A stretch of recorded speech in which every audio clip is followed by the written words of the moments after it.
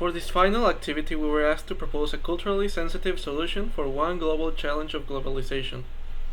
When trying to understand culture in relation to the challenge, I found it particularly interesting that of the rural area,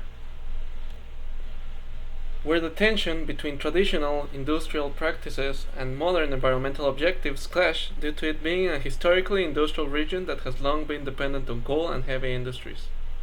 The cultural and economic importance of these industries creates resistance to transitioning to more sustainable practices, making it difficult to align local practices with Germany's ambitious climate goals. Research and data.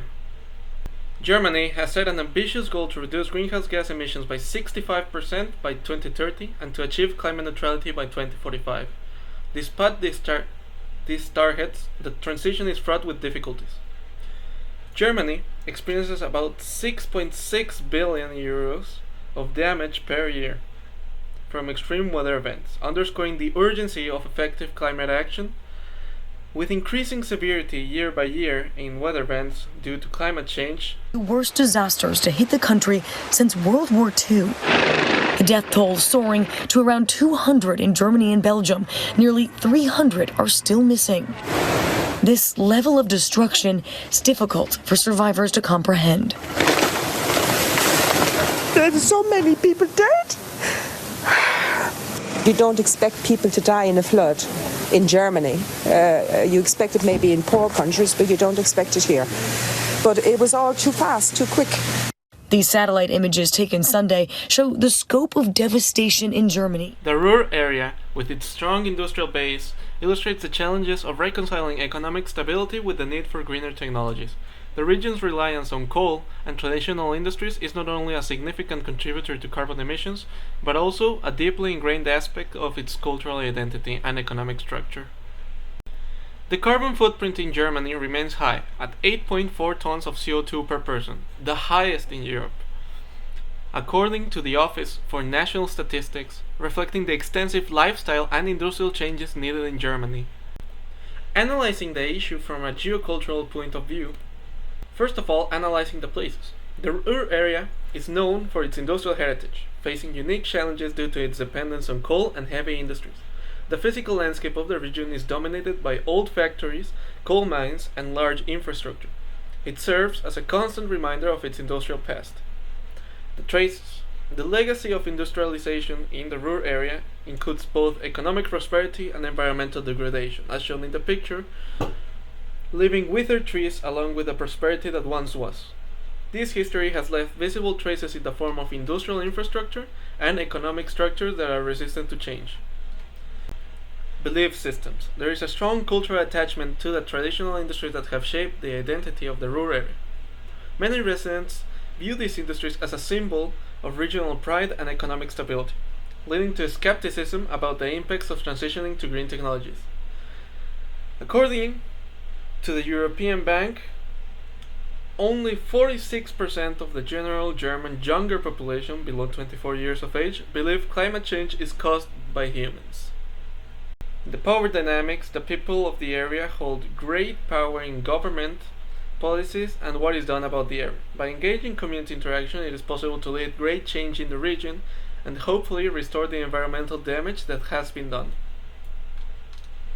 And ethnicity and gender, economic shifts associated with climate change disproportionately affect migrant and vulnerable communities, including certain ethnic and gender groups that have been discriminated in the past due to it impacting poor and disadvantaged people the most. These groups may face greater challenges in adapting to new economic realities and must be considered in the planning process to ensure equitable outcomes. Proposal of a possible solution for the cultural challenges of climate change in the Ruhr region.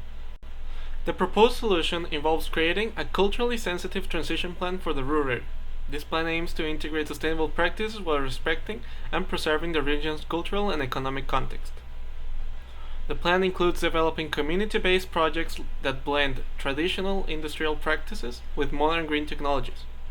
This approach seeks to honor the region's industrial heritage while promoting sustainability. The objectives are to facilitate a smooth economic transition and preserve cultural identity, enhancing the adoption of sustainable practices within the Ruhr area. For the implementation, there are 4 key points: renewable energy projects, training programs, cultural initiatives, and community engagement. For the energy projects, it is focused on converting formal industrial sites into renewable energy facilities, such as solar to the rooftops of a coal plant, wind farms, and biomass facilities that can be repurposed from coal plants, and steel mill factories. This not only will reduce carbon emissions, but also reutilize the existing infrastructure and give jobs in a new, sustainable way. There will also need to be training programs. There will need to be the help of universities to implement comprehensive training programs to help workers transition from traditional industries to green technologies. These programs should include vocational training and educational resources for living a greener life. For the initiatives, there will be a need to launch initiatives that celebrate the region's industrial history whilst showcasing new sustainable practices. This might include museums or cultural events that highlight both the past and the future. And for community engagement, there will be a need to establish forums and advisory committees to involve local communities in decision-making processes. This ensuring that their perspectives and needs are addressed in the transition plan. They will need a voice. For the desired outcomes of these 4 key points will include the economic revitalization through new industries, preservation of the region's cultural heritage, and increased adoption of sustainable practices. The plan aims to create a model for other industrial regions in Germany facing similar challenges to transition into greener technologies. I've also identified some of the main stakeholders in this project. Local communities are central to the project. They will provide input and be participating in the active implementation of the project. Their cultural and economic concerns must be addressed to ensure successful adoption of the new practices and factories for green energy. Government agencies are required at both national and local levels. Government agencies will provide regulatory support, funding, and policy guidance.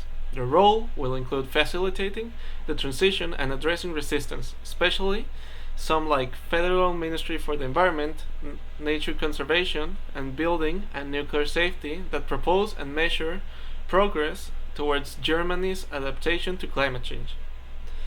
NGOs and environmental organizations such as Greenpeace Germany and the Heinrich Böll Foundation will offer expertise, resources, and advocacy for sustainable practices and community engagement. Educational institutions like the Ruhr-Universität Bochum will support education and training programs, helping to align new skills with the needs of the green economy. Businesses that create platforms such as GreenTech Ruhr will collaborate on implementing sustainable practices and technologies, balancing traditional roles with new green initiatives. Identifying and analyzing the cultural elements is also important. The industrial legacy in the area, since a lot of people are descendants of multi-generational heavy industry workers. Industrial sites and buildings that now plague the region lead to pride and pushback for the removal and repurposing of them. And in education, there is a pushback in the removal of heavy industries due to local people being raised from families that still depend on those industries for economic needs, leading to pushback for the repurposing of them towards green plants. In sustainable practices, due to the damage done in the area from industrial practices, there is a lot of awareness from young people, but not old people, that increasingly adopt eco-friendly habits such as biking, recycling, and supporting local and sustainable businesses. Types of resources needed would be human resources, first of all, since we need people, especially experts in sustainability, and trainers for the new green technology facilities, community leaders and volunteers to drive and work on the transition projects, economic resources such as government grants, private investments, and international aid will support various aspects of the plan, including project development and community training. Infrastructure necessary for renewable energy projects, training programs, and cultural initiatives, including facilities for energy production, and the educational institutions needed to teach people how to operate and build them.